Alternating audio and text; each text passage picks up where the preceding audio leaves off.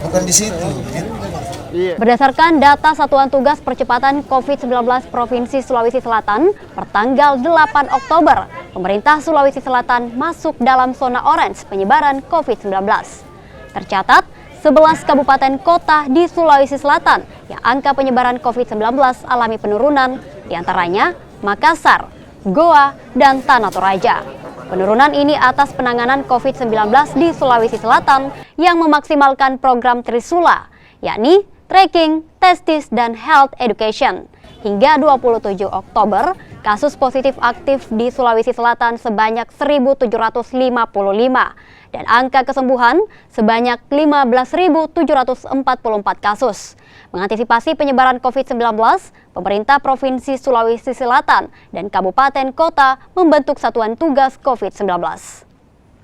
Jadi terkait dengan perkembangan COVID-19 di Sulawesi Selatan, sejak bulan Maret hingga Oktober ini, pergerakan mengenai peta risiko zonasi untuk COVID-19 itu sekarang Sulawesi Selatan sudah sebagian besar di zona oranye, termasuk Kota Makassar sekarang zona oranye.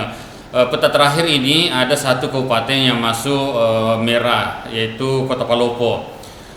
Terkait dengan berubahnya zona setiap kabupaten, itu ada 3 indikator utama. Yang pertama indikator epidemiologi, yang kedua indikator layanan kesehatan, yang ketiga adalah indikator surveillance.